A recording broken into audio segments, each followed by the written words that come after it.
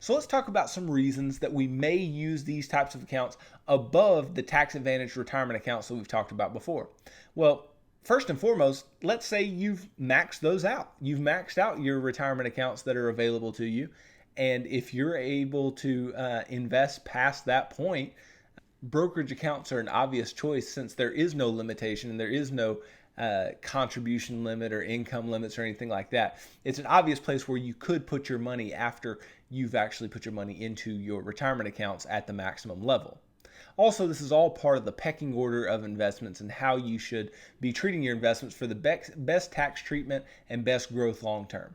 Also, we would use brokerage accounts because we want more flexibility with our investing and we want to have money that we can take out and put in, and we don't want to be limited. We don't want to have those restraints on us, and we may think that putting money in a brokerage account for 10 years to have a shorter time horizon on something is more important. So in a lot of cases, what individuals will do, and I've talked about this previously, that if you're going to buy real estate in cash, what they'll do is they'll invest in some kind of index fund or brokerage account like this with an index fund within it, that they'll just invest money up until the point where they can pay cash, and they'll take the money out and put it into the real estate. And that's a way that you can utilize the brokerage account and maximize your investing and do it for a reason that is legitimate instead of just saying, oh, I just want to pull the money out to spend it. No, you're using it for your investment purposes. So they can be extremely useful for shorter term investing, not short term, but shorter term investing if you're doing it for a specific purpose.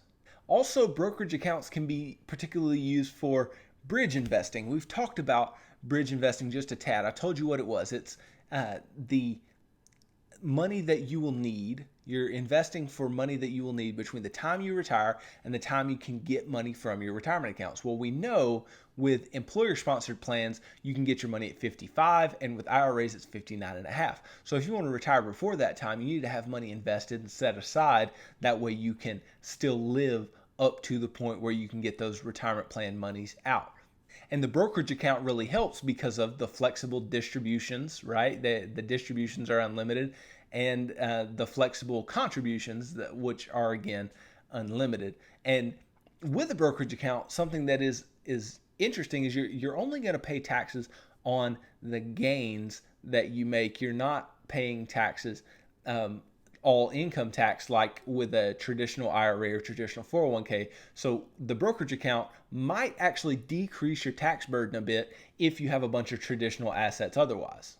And we may use brokerage accounts for other short-term investing purposes. So I talked a little bit about real estate. You may also use it for your child's college. And I know that I've talked about college savings plans, and we'll talk more tomorrow about how those can be really useful. But you may want the flexibility of a brokerage account to save for college, because those college savings plans say, if you don't use the money for college, then there will be certain different fees and taxes that you would have to pay if that were the case. So we don't want to incur unnecessary fees and taxes. So maybe you want the flexibility of a brokerage account for that particular reason. Maybe you're trying to pay your house off early and you want to be setting aside money systematically to do that in one lump sum. You can do that in a brokerage account. That's a definite possibility. Maybe in 5 or 6 years, it'll probably be time for you to buy a car. And so maybe instead of using a sinking fund savings account to save up for a car later on, then maybe you could do it in a brokerage account. Now, I would caution this. If anything is going to be done in 5 years or less, then I would not invest for it. But 5 years or more, we're all good, and you could put money in a brokerage account. And the reason for that is that I don't want you to save up money for something and not have it there if you need it. If you look at the long-term market returns, there is a very high likelihood that over a 5-year span that you'll have positive returns.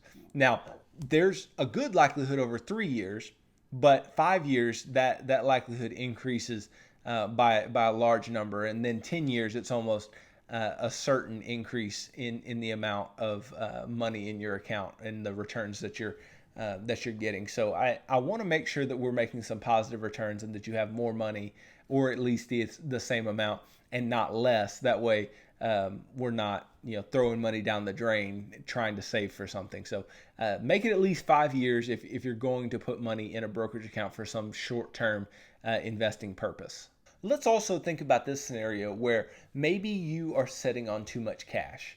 Maybe you have a good retirement plan, everything's going well. Maybe you've saved too much though. Maybe you have too much just sitting around doing nothing for you. Or a brokerage account can be a good use for that money, a good place to put and invest that money. That way you can still have the access to it and actually be growing it instead of leaving it in some kind of savings or checking, making basically nothing. So if you have too much cash that you're sitting on, a brokerage account may be a good place to just be able to throw that money in, and then you can easily take the withdrawals if needed.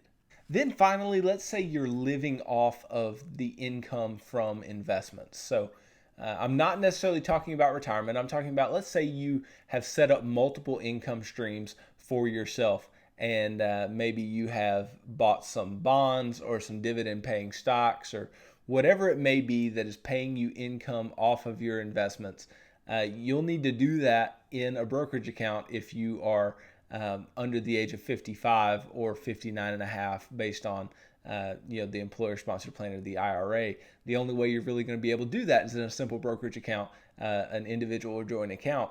And so you can use them for that. You have to know that you will incur taxes there. There will be taxes, but you already know that and you understand that because it's just going to be an income stream to you and you expect your income to be taxable. So just know that that's the case, and know that you can use it for that reason. You just have to be tax efficient if you do try to decrease your taxable income long term.